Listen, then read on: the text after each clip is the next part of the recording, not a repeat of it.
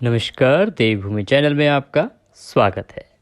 आप सभी को आमल की एकादशी की ढेरों शुभकामनाएं। भगवान श्री हरि की कृपा से आपके सभी काम बनते रहें, उनकी कृपा से आप सभी दुखों से मुक्त रहें। आज के इस वीडियो में हम बात करेंगे आमल की एकादशी की, सुनेंगे आमल की एकादशी व्रत कथा, साथ ही जानेंगे कि आपको अगर व्रत करना है तो क्या है और उसका पारण आप कब करें, पारण की विधि क्या है, आंवले का सेवन आप किस रूप में कर सकते हैं, पारण क्या खा के करें और पारण का शुभ मुहूर्त क्या है, किस समय आपको पारण करना चाहिए, साथ में कुछ और सामान्य नियम, क्योंकि एकादशी का व्रत नियमों के रूप में बड़ा कठोर होता है। इसीलिए एकादशी व्रत में हमेशा नियमों का पालन किया जाना चाहिए। अगर नियमों का पालन नहीं किया जाता है तो वह व्रत आपको पुण्यदायी नहीं होता है और उस व्रत के करने का कोई फल प्राप्त नहीं होता है। इसीलिए नियमों का हमेशा ध्यान रखें। एकादशी के व्रत में तुलसी दल कब उतारेंगे, कब भोग लगाएंगे, किस प्रकार से भगवान की पूजा करेंगे, संपूर्ण जानकारी आपको इस वीडियो में मिलेगी। वीडियो अच्छा लगे तो वीडियो को लाइक अवश्य करें। कमेंट बॉक्स में जय श्री हरि लिखने से भगवान श्री हरि की कृपा आपको अवश्य प्राप्त होगी, आपका व्रत सफल होगा। अगर चैनल पर नए हैं तो चैनल को सब्सक्राइब अवश्य कर लें, क्योंकि जो हमारा चैनल है इस पर हमारे ज्योतिष संस्थान द्वारा जो पंचांगों में वर्णित है, जो ज्योतिष शास्त्र बताता है, उसी के अनुसार आपको बताया जाता है कि कौन सा व्रत त्यौहार कब है, किस दिन आपको पूजा करनी है, क्या शुभ समय है, ये सारी जानकारी आपको प्रदान की जाती है। आइए महात्म्य आरंभ करते हैं, व्रत कथा आरंभ करते हैं। इससे पहले आप शांत चित्त होकर एक स्थान पर बैठ जाएं, भगवान श्री हरि के चरणों में मन को लगाएं। कथा आरंभ करते हैं। अथ फाल्गुन शुक्ला एकादशी व्रत कथा, आमल की एकादशी व्रत महात्म्य आरंभ। मानधाता बोले कि हे वशिष्ठ जी, यदि आपकी मुझ पर कृपा है तो ऐसे व्रत की कथा कहिए जिससे सभी का कल्याण हो और मेरा कल्याण हो। महर्षि वशिष्ठ बोले, हे राजन, सब व्रतों से उत्तम और अंत में मोक्ष देने वाले आमल की एकादशी के व्रत का मैं वर्णन करता हूँ। यह एकादशी फाल्गुन मास के शुक्ल पक्ष में आती है। इस व्रत के करने से समस्त पाप नष्ट हो जाते हैं। इस व्रत का फल 1000 गौदान के फल के बराबर होता है। अब मैं आपसे एक पौराणिक कथा कहता हूँ, ध्यानपूर्वक सुनिए। एक वैदिश नाम का नगर था जिसमें ब्राह्मण, क्षत्रिय, वैश्य और शूद्र चारों वर्ण आनंद के साथ रहते थे। उस नगर में सदैव वेद ध्वनि गूंजा करती थी तथा पापी, दुराचारी और नास्तिक उस नगर में निवास नहीं करता था। कोई भी उस नगर में नास्तिक, दुराचारी व पापी इंसान नहीं था। सभी भगवान की पूजा करने वाले व्यक्ति निवास करते थे। उस नगर में चैत्ररथ नाम का चंद्रवंशी राजा राज्य करता था। वह अत्यंत विद्वान तथा धर्मी था, बहुत धर्म कर्म किया करता था। उस नगर में कोई भी व्यक्ति दरिद्र व कंजूस नहीं था। सभी नगरवासी विष्णु भक्त थे और एकादशी का व्रत किया करते थे। एक समय फाल्गुन मास के शुक्ल पक्ष की आमल की एकादशी आई। उस दिन राजा, प्रजा तथा बाल वृद्ध सब ने हर्षपूर्वक व्रत किया। राजा अपनी प्रजा के साथ मंदिर में जाकर पूर्ण कुंभ स्थापित करके धूप, दीप, नैवेद्य, पंचरत्न आदि से धात्री अर्थात आंवले का पूजन करने लगे और इस प्रकार स्तुति करने लगे, हे धात्री, हे आंवले, तुम ब्रह्म स्वरूप हो, तुम ब्रह्मा जी द्वारा उत्पन्न हुए हो और समस्त पापों का नाश करने वाले हो। तुमको नमस्कार है। अब तुम मेरा अर्घ्य स्वीकार करो। तुम रामचंद्र जी द्वारा सम्मानित हो। मैं आपकी प्रार्थना करता हूँ, अतः आप मेरे समस्त पापों को नष्ट करें। उस मंदिर में सबने रात्रि को जागरण किया।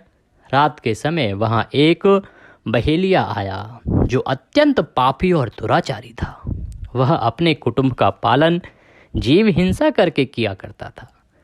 भूख तथा प्यास से अत्यंत व्याकुल वह बहेलिया इस जागरण को देखने के लिए मंदिर के एक कोने में बैठ गया और विष्णु भगवान तथा एकादशी महात्म्य की कथा सुनने लगा। इस प्रकार अन्य मनुष्यों की भांति उसने भी सारी रात जागकर बिता दी। प्रातः काल होते ही सब लोग अपने अपने घर को चले गए तो बहेलिया भी अपने घर को चला गया। घर जाकर उसने भोजन किया। कुछ समय बीतने के पश्चात उस बहेलिए की मृत्यु हो गई, मगर उस आमल की एकादशी के व्रत तथा जागरण से उसने राजा विदुरथ के घर जन्म लिया और उसका नाम वशुरथ रखा गया।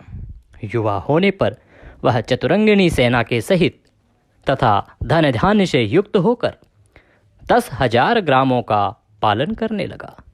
वह तेज में सूर्य के समान, कांति में चंद्रमा के समान, वीरता में भगवान विष्णु के समान और क्षमा में पृथ्वी के समान था।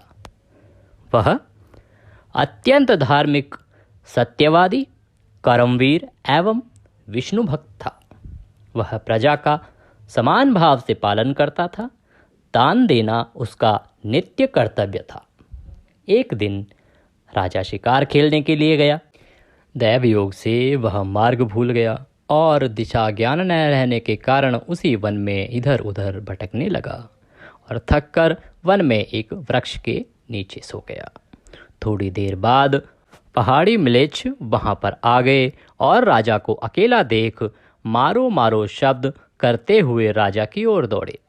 म्लेच्छ कहने लगे कि इस दुष्ट राजा ने हमारे माता पिता, पुत्र पौत्र आदि अनेक संबंधियों को मारा है तथा देश से निकाल दिया है, अतः इसको अवश्य मारना चाहिए।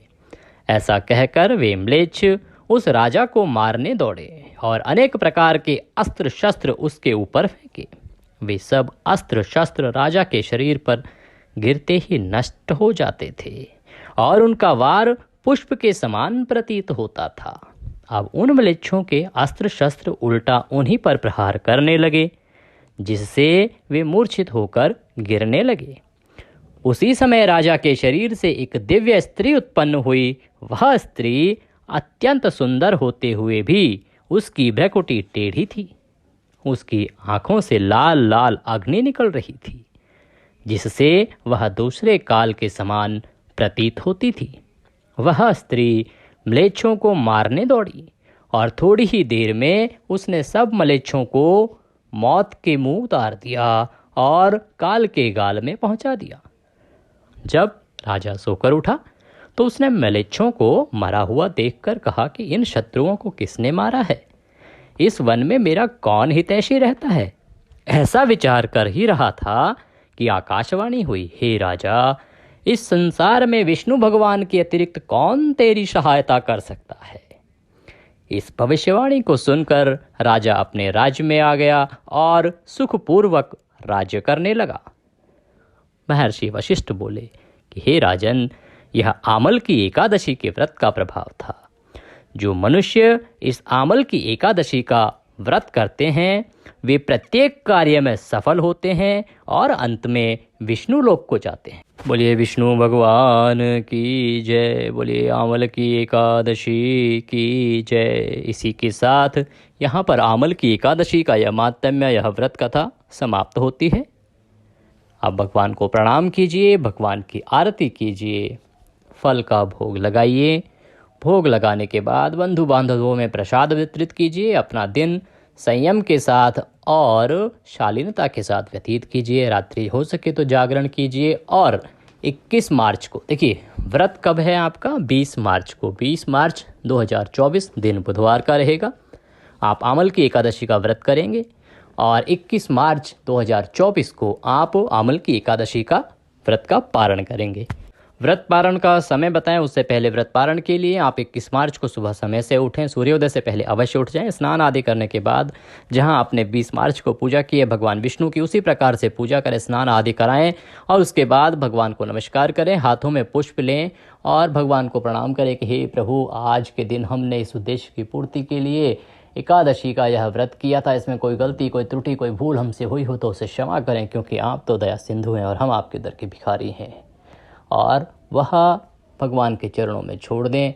भगवान को भोग लगाएं। भोग में आप तुलसी दल अवश्य रखें और आंवले का प्रयोग अवश्य करें। भगवान को भोग लगाने के बाद जो पारण में आप जो भी बनाना चाहते हैं, कुछ जो भारतवर्ष के प्रांत हैं वहाँ पर घी बूरे से भोग लगाया जाता है, कुछ जगह पीले चावल, कहीं आप खीर पूड़ी बनाते हैं, और आप आंवले या तुलसी दल से भी भगवान का भोग लगा सकते हैं और स्वयं भी उसी से पारण कर सकते हैं। जब आप पारण करेंगे तो पारण में आंवले का सेवन अवश्य करें, तुलसी दल का सेवन अवश्य करें और आप अपने व्रत को संपूर्ण करें। आपको पारण करना है। देखिए, पारण का समय रहेगा 21 मार्च को सुबह 8:05 से और सुबह 9:45 तक।